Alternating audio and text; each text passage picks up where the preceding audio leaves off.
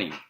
As you are wrapping up your responsibilities for week 2, I want to give you a quick overview of week 3.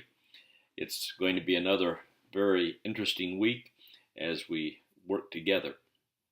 I have a couple other comments that I would just like to pass along to you, something that I learned many years ago, I believe from Haddon Robinson. But he said that when we think of the past, we think of our right hand going to the right.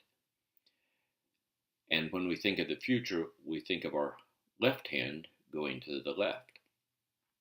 However, as we communicate with people, if we're going to communicate with them in a visual way that is common to them, that we will need to adopt a different stance.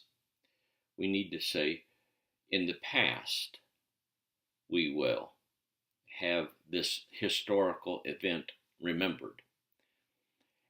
And you see my left hand going left, but in your mind, you see your right hand going right to the left.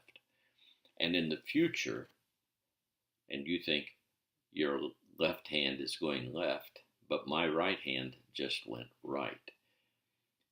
And when you do it, people don't even notice it. But that's just a communication fact that you need to consider.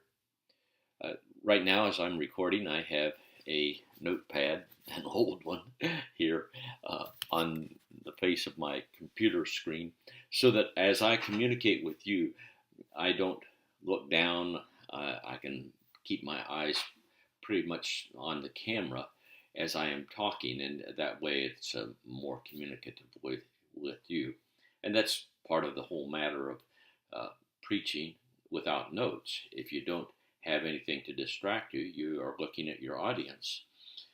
But that's the reason I like to practice my sermon 4 or 5 times, and I mean practice it, I'm preaching it, because that helps me to become very familiar with the things that I have jotted down. And if you really followed my notes as I preached, you might find out that I have gone 5 minutes on one little line that I have jotted in my notes. So that's just a couple communication issues. This week we're finishing up the Pennington book. What a great book that is. And I hope that you have found it to be very helpful. It's reading the Gospels wisely. And then we continue in the Matthewson book, the 4 Gospels, chapters 4 and 5. And then our discussion book board is an interesting one. The tension in your passage and the resolution. And we're to use the chart in Pennington's book, page 174. So that's the content of that. The assignment for 3.1 in the syllabus schedule is very sketchy. You need to be certain that you read the assignment details in Blackboard for week 3 or in the syllabus for week 3. There are a number of items that you are to address as you work through this exegetical report. These notes are notes, so they can be single-spaced. They don't have to be sentences. You can put them just like you would be jotting them down in your own sermon preparation notes, so that it just gives evidence that you're doing the exegetical work that you're expected to do. So that's a quick highlight.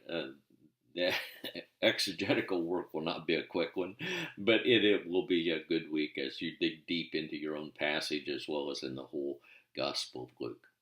God bless you as you study His Word. Study to show yourself approved of God.